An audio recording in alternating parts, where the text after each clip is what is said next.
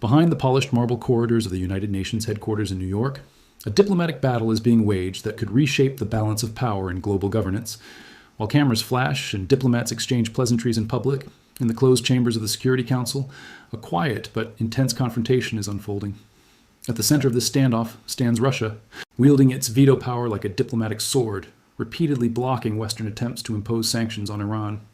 This isn't just another routine disagreement between rival powers. This is about something far more fundamental, something that strikes at the very heart of how international law works, who gets to enforce it. The question isn't just whether Iran should face sanctions. The question is whether the United Nations Security Council itself can survive as a credible institution when its most powerful members exist. The story begins in the summer months of 2025, decided to activate something called the snapback mechanism. The snapback mechanism sounds like something from a science fiction movie, but it's actually a provision buried deep in Security Council Resolution 2231. This resolution, adopted back in 2015, endorsed the Iran nuclear deal, formerly known as the Joint Comprehensive Plan of Action. The snapback mechanism was designed as a fail-safe, a way to automatically reimpose all the old UN sanctions on Iran if the country violated its nuclear commitments. On August 28, 2025, the European trio pulled this trigger, citing what they called Iran's significant non-performance of its commitments under the nuclear deal. What happened next was extraordinary. Russia and China immediately rejected the entire move as legally invalid. Russian Ambassador Vasily Nebenzia stood before the Security Council and declared that Russia does not recognize these snapback sanctions. His words were stark and uncompromising. "We'll be living in two parallel realities," he said. Think about that for a moment. The Russian permanent representative to the United Nations wasn't just disagreeing with a policy decision. He was essentially saying that Russia and the West now inhabit different legal universes, operating under different rules, interpreting the same international agreements in completely contradictory ways. This was a fundamental rupture in the shared understanding of how international law works. But to understand why Russia is going to such extraordinary lengths to shield Iran from UN sanctions, we need to step back and look at the bigger picture. On January 17, 2025, just weeks before Donald Trump returned to power in the United States, something significant happened in Moscow. Iranian President Masoud Pezeshkian traveled to the Kremlin and, in a ceremony attended by both nations' top officials, signed what's called the Comprehensive Strategic Partnership Treaty with Russian President Vladimir Putin. This wasn't just another diplomatic handshake. This was a 20-year agreement designed to govern every aspect of relations between Russia and Iran, covering defense, counterterrorism, energy, finance, transport, industry, agriculture, culture, science, and engineering. Putin himself described it as a real breakthrough, creating conditions for the stable and sustainable development of Russia, Iran, and the entire region. The timing of this treaty is crucial. It came just days after the fall of Bashar al-Assad's regime in Syria, a devastating blow to both Russia and Iran, who had invested heavily in propping up Assad for years. It came after Israel had significantly weakened Hezbollah, Iran's most important proxy in Lebanon. And it came as both Russia and Iran found themselves increasingly isolated by Western sanctions, shut out of global financial systems, and facing what they perceived as an existential threat from the United States and its allies. In other words, Russia and Iran were not signing this partnership from a position of strength.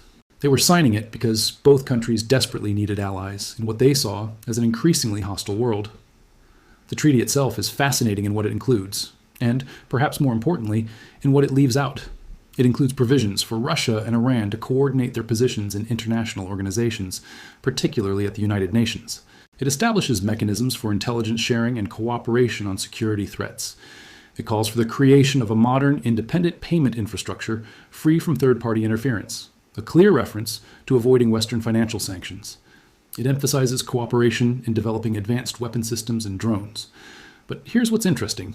Unlike Russia's agreement with North Korea, this treaty does not include a mutual defense commitment. Russia has not promised to come to Iran's defense if Iran is attacked. Iran has not recognized Crimea as part of Russia.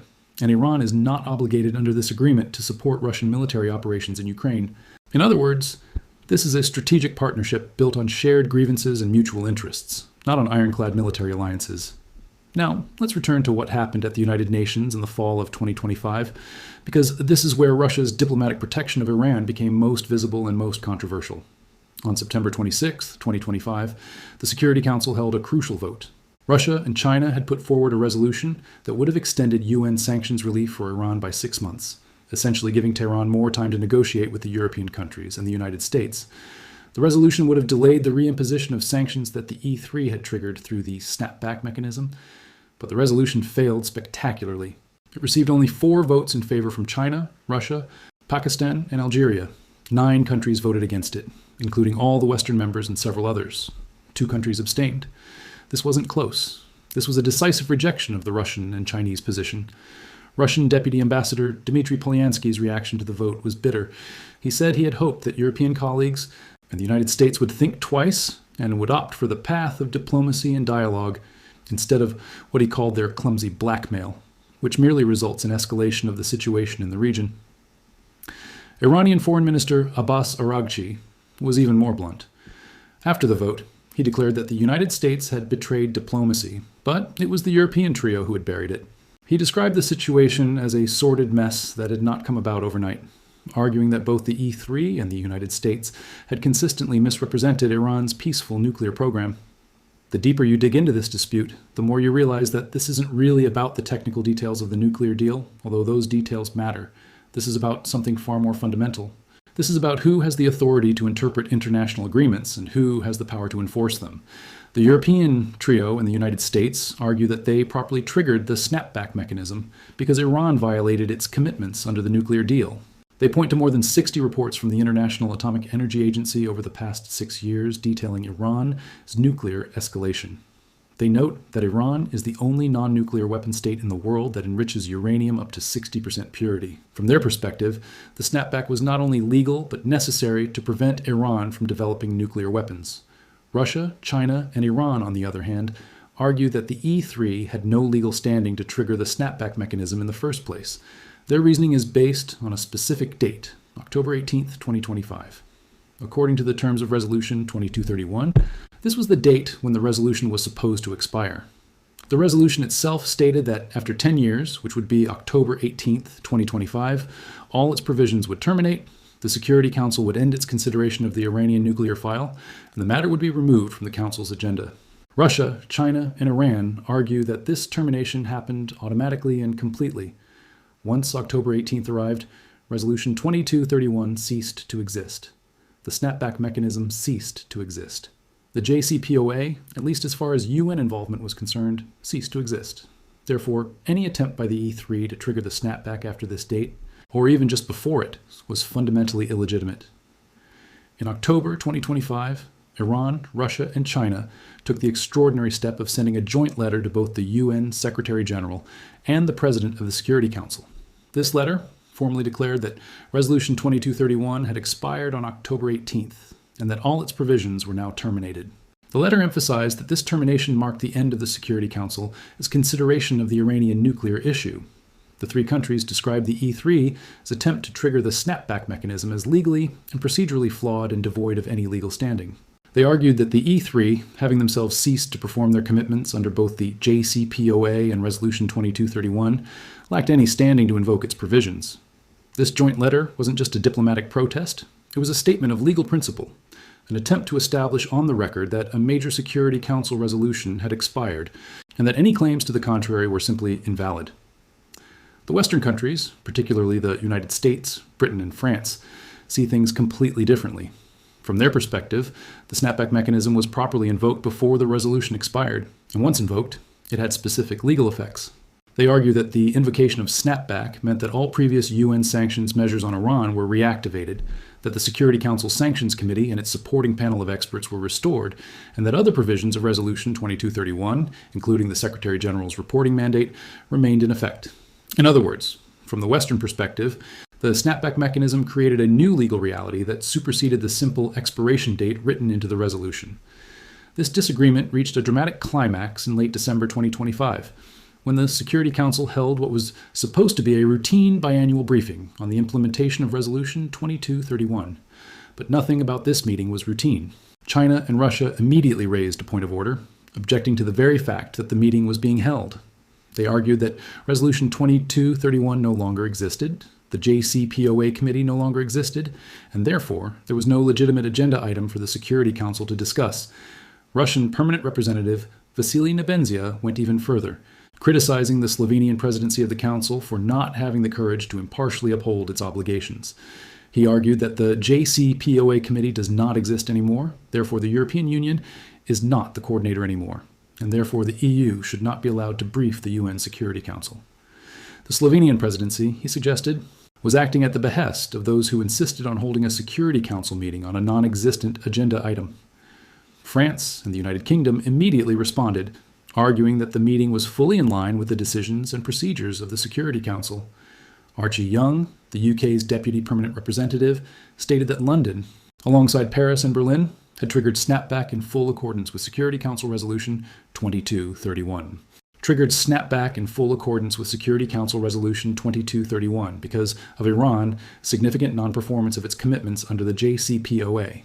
The UN's chief diplomat, Rosemary DiCarlo, tried to bridge the divide, telling the Council that despite intensified diplomatic efforts during the second half of 2025, there was no agreement on the way forward regarding the Iran nuclear program.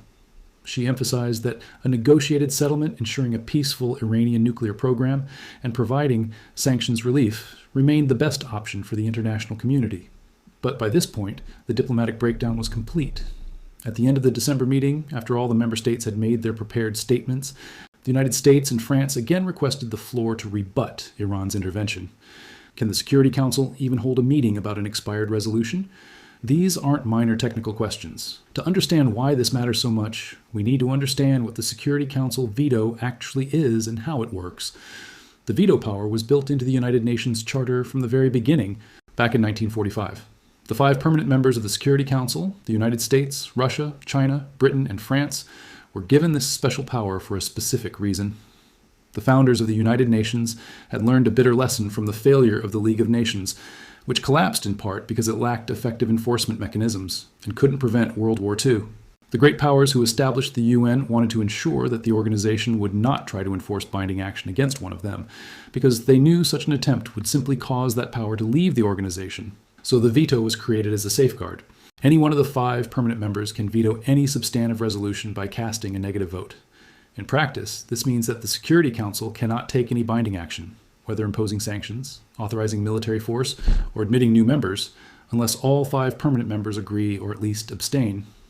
Since the UN's establishment, the veto has been used more than 300 times. During the Cold War, the Soviet Union used it most frequently. In recent decades, the United States has been the most frequent user, primarily to block resolutions critical of Israel. Russia has used its veto over 120 times throughout its history, including its time as the Soviet Union. But what makes the current situation with Iran so remarkable is that Russia and China aren't just using their vetoes to block specific resolutions, they're using the threat of the veto, combined with their status as permanent members, to create a completely different legal interpretation of what has happened. They're not just saying we disagree with your policy, they're saying we disagree with your facts. We disagree with your procedures, and we're going to act as if a different reality exists. This is what Nebenza meant when he said we'll be living in 2 parallel realities. Think about the practical implications of this. If Western countries believe that UN sanctions on Iran have been reimposed through the snapback mechanism, they will expect all UN member states to comply with those sanctions. They will expect countries to freeze Iranian assets, to halt arms deals with Tehran, to penalize development of Iran's ballistic missile program. But if Russia, China, and Iran believe that Resolution 2231 has expired and that the snapback mechanism is invalid, they will simply ignore these supposed sanctions. They will continue conducting business with Iran as if the sanctions don't exist. And because Russia and China are permanent members of the Security Council with veto power, there's absolutely nothing the Western countries can do to enforce their interpretation through the UN system. This creates a kind of diplomatic and legal chaos. Different countries will be operating under different assumptions about what international law requires. Some countries will comply with what they believe are valid UN sanctions. Others will ignore those same sanctions as illegitimate. And the Security Council itself, the body that's supposed to be the ultimate authority on matters of international peace and security, will be paralyzed by its own internal contradictions. It's worth noting that this isn't the first time the Security Council has faced this kind of paralysis. During the Syrian civil war, Russia repeatedly vetoed resolutions aimed at addressing human rights violations in Syria, including blocking a referral to the International Criminal Court. Russia and China together have vetoed resolutions on Syria multiple times, arguing that such interventions would make political solutions more difficult, and represented attempts to justify Western military intervention. Similarly, Russia has used its veto to protect its interests in Ukraine, blocking resolutions that would have condemned its actions there. Critics have long argued that the veto system is fundamentally undemocratic and that it allows powerful countries to shield themselves and their allies from accountability. But what's happening with Iran represents something slightly different. This isn't just a case of one country blocking action against an ally. This is a case of permanent members fundamentally disagreeing about what legal reality exists in the first place. It's one thing to veto a resolution you don't like. It's another thing entirely to argue that the meeting discussing that resolution shouldn't even be happening because the agenda item doesn't exist. So why is Russia going to such lengths to shield Iran? Part of the answer is strategic necessity. Since Russia's invasion of Ukraine in February 2022, Moscow has viewed Iran as a key strategic partner. Iran has supplied Russia with thousands of drones, including the Shahed drones known as Guran in Russia, which have played a significant role in the war. Reports suggest that Iran has supplied Russia with 6,000 drones and has assisted in setting up local production lines inside Russia. This military cooperation is invaluable to Moscow as it tries to sustain its war effort in Ukraine while under heavy Western sanctions. Losing Iran as a partner would significantly weaken Russia's military position. But the reasons go deeper than just drones. Russia and Iran share a common vision of the international order, or rather, a common opposition to what they see as US-led global hegemony. Both countries have been targeted by extensive Western sanctions. Both have been increasingly shut out of the global financial system. Both face what they perceive as efforts by the United States and its allies to engineer regime change, or at least significantly weaken their governments.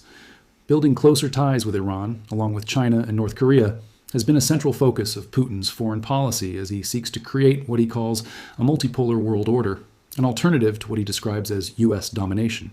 There's also a regional dimension to Russia's support for Iran. Despite the fall of Assad in Syria, Russia still has significant interests in the Middle East. It maintains military bases in Syria and has been trying to position itself as a key power broker in the region. Iran, despite its recent setbacks, remains a major regional power with influence across Iraq, Syria, Lebanon, and Yemen. A strong partnership with Iran gives Russia leverage and influence in a region where the United States has traditionally been dominant. Russia also has complex relationships with other Middle Eastern powers, including Israel and Saudi Arabia, and its support for Iran is calibrated to maintain a certain balance in the region, rather than to fully align with any one side. Additionally, Russia has substantial economic interests in Iran. The two countries have been working to develop trade relationships that bypass Western financial systems, using national currencies instead of dollars. They've been cooperating on energy projects, with Russia having expertise and technology that Iran needs. The Strategic Partnership Treaty, signed in January 2025, includes provisions for resolving logistical challenges related to transporting Russian natural gas to Iran through Azerbaijan. It calls for working together to establish a modern, independent payment infrastructure free from third-party interference and transitioning to bilateral payments in national currencies. For Russia, which has been cut off from much of the Western financial system, these kinds of alternative arrangements are crucial. But perhaps the most important reason Russia is shielding Iran at the UN is more fundamental than any of these specific interests. Russia is making a statement about the nature of international law and the limits of American power. By refusing to recognize the snapback sanctions, by insisting that Resolution 2231 has expired, by arguing that the Security Council has no jurisdiction over Iran's nuclear program anymore, Russia is asserting its equal status as a permanent member of the Security Council. It's saying that the United States and its European allies do not get to unilaterally determine how international law works. It's saying that Russia's interpretation is just as valid as the Western interpretation. And because Russia has a veto power, there's nothing the West can do to override that position. This stance resonates with many countries in the developing world who have long felt that the United Nations system is tilted in favor of Western interests. When Russia and China talk about the illegal nature of unilateral sanctions, when they criticize the E3 for failing to fulfill their own commitments under the JCPOA, when they emphasize the importance of dialogue and diplomacy over coercion, they're speaking a language that appeals to countries who have themselves been subjected to Western pressure. Algeria and Pakistan, both non-permanent members of the Security Council, voted alongside Russia and China on the September resolution to extend sanctions relief for Iran. This shows that Russia's position isn't just about protecting a particular ally. It's part of a broader challenge to the post-World War II international order. What makes this situation particularly dangerous is that there's no clear mechanism for resolving these fundamental disagreements. The Security Council itself is supposed to be the final arbiter of questions related to international peace and security. But when the permanent members can't even agree on basic procedural questions, when they're operating in what Nebenzia called two parallel realities, the Council loses its ability to function. This isn't just an academic problem, it has real-world consequences. The breakdown of consensus at the Security Council means that international conflicts are more likely to escalate without any effective mechanism for mediation or enforcement. It means that countries will increasingly take unilateral action rather than working through multilateral institutions. It means that the rules-based international order, already under severe strain, becomes even more fragmented and contested. The Iran nuclear issue is a perfect example of these dangers. As of early 2026, Iran continues to enrich uranium at high levels. The International Atomic Energy Agency has raised serious concerns about Iran's nuclear activities and its lack of cooperation with inspectors. Western countries worry that Iran is moving closer to having the capability to produce nuclear weapons, but diplomatic efforts to address these concerns have completely broken down. Direct talks between the United States and Iran have been suspended for months. Iranian Foreign Minister Araghchi confirmed that Tehran had been in contact with Steve Witkoff, a senior U.S. negotiator, but decided months ago to suspend that channel. Europeans tried to negotiate with Iran right up to the deadline when sanctions would snap back, but those talks failed to produce any agreement. Meanwhile, Iran's domestic situation has become increasingly unstable. In late December 2025, protests erupted across Iran after the Iranian rial collapsed to record lows. What started as demonstrations in Tehran's Grand Bazaar about economic issues, including inflation, widespread unemployment, and low wages, rapidly evolved into violent anti-government demonstrations spreading throughout the country. UN officials reported that these popular protests had resulted in significant loss of life. Human rights monitors reported mass arrests, with estimates exceeding 18,000 detainees as of mid-January 2026, although the UN noted it could not verify these figures. The Security Council held an emergency meeting on January 16, 2026, to discuss the protests. The United States imposed further sanctions on Iranian leadership, including officials, it said, were the architects of Tehran's brutal response to the demonstrations. But the Security Council itself was paralyzed, unable to take any coordinated action because of the deep divisions among its members. Russia, unsurprisingly, condemned what its foreign ministry spokesperson called subversive external interference in Iran's internal political processes. China's foreign minister spoke with his Iranian counterpart, opposing what he called imposing will on other countries and expressing support for Iran in overcoming its difficulties and maintaining stability. At the Security Council meeting itself, Iranian officials warned that Iranians did not seek a confrontation, but would respond to U.S. aggression, and accused Washington of direct involvement in steering unrest in Iran. This pattern repeats itself again and again. A crisis emerges, whether it's Iran's nuclear program, protests inside Iran, or regional conflicts involving Iranian proxies. The United States and its allies push for Security Council action. Russia and China block that action or reframe the issue in completely different terms, and the underlying problems continue to fester and escalate. The situation became even more complex in June 2025, when Israel launched military strikes against Iranian nuclear facilities. This was an unprecedented escalation. For years, Israel had threatened to take military action to prevent Iran from developing nuclear weapons, but actually bombing Iranian nuclear sites crossed a major threshold. Russia convened an emergency Security Council meeting to address what it called Israel's ongoing intensive attacks targeting Iran's peaceful nuclear facilities. The Russian representative warned that such attacks were liable to plunge the world into a new, unprecedented nuclear catastrophe. Russia demanded that the IAEA leadership promptly draft detailed reports on the damage sustained by Iran's nuclear energy complex and on the failed application of the agency's safeguards in Iran, including in the context of the presence of inspectors there who had been put in mortal danger. Russia also sharply criticized Britain, France, and Germany, arguing that the rhetoric uttered by these countries' diplomats in the Security Council and in the IAEA Board of Governors was no less dangerous than the deadliest weaponry. Russian officials claimed that by blackmailing the IAEA leadership to draft ambiguous assessments of Iran's nuclear program and pushing through biased anti-Iranian resolutions, these three countries had become virtually complicit in Israel's aggression. The fact that Israel was pressing the launch buttons, Russia argued, did not absolve Washington, London, Paris, and Berlin of responsibility for what was happening.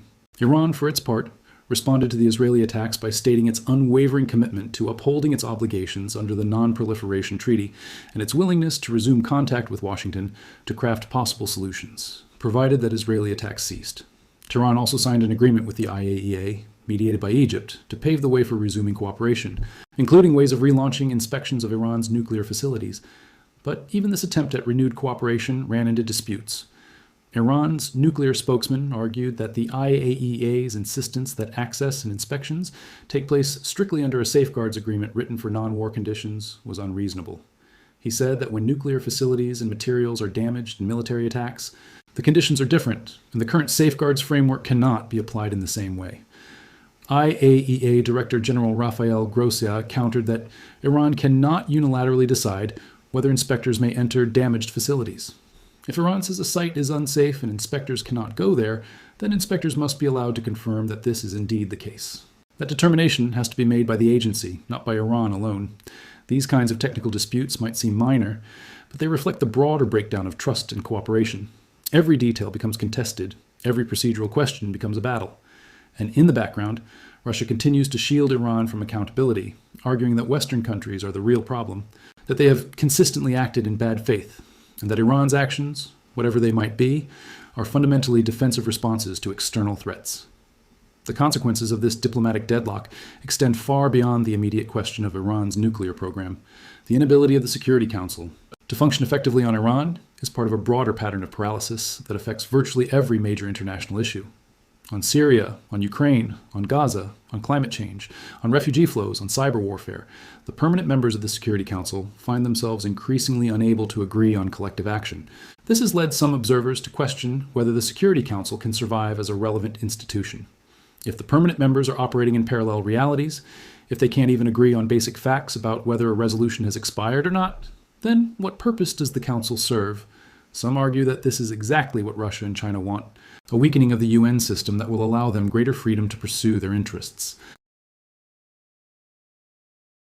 Others suggest that the Western countries bear responsibility too, for treating the UN as a tool for advancing their own agenda rather than as a genuinely neutral forum for resolving disputes. The United States did unilaterally withdraw from the JCPOA in 2018, despite Iran being in compliance at that time according to the IAEA. This move, which was heavily criticized even by America's European allies, seriously damaged the credibility of the nuclear deal. The European countries, for their part, failed to provide Iran with the economic benefits they had promised under the agreement, largely because they were unwilling to defy American secondary sanctions. Iran, meanwhile, responded to these provocations by dramatically increasing its uranium enrichment and restricting IAEA access, raising genuine concerns about its intentions. Russia and China have exploited these Western failures to position themselves as defenders of multilateralism and international law, but their own motives are hardly pure. Russia is using its UN position to protect a valuable ally that supplies military equipment for its war in Ukraine. China is using the Iran issue to challenge American influence in the Middle East and to position itself as an alternative partner for countries seeking to escape Western dominance. And both Russia and China are perfectly willing to ignore human rights abuses in Iran, including the violent crackdown on protesters, as long as it serves their strategic interests.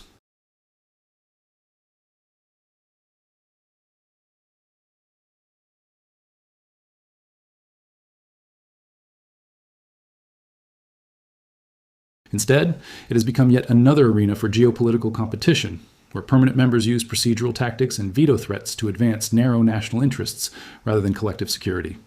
Some countries have proposed reforms to the veto system, including a responsibility not to veto principle that would limit the use of the veto in cases involving mass atrocities, or requiring that at least 2 permanent members exercise a veto for it to be effective, thereby reducing unilateral obstructionism.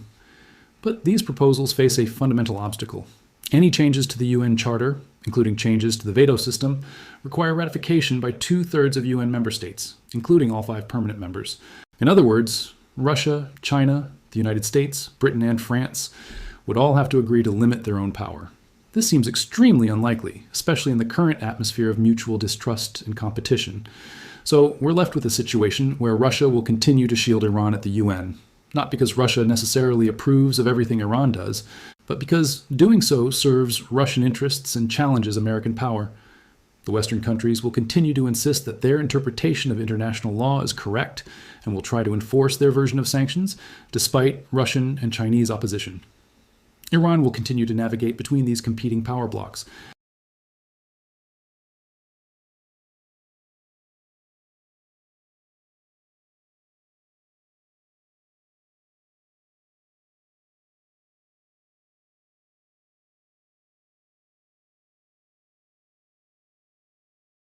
and where the prospect of resolving major conflicts through diplomacy seems increasingly remote.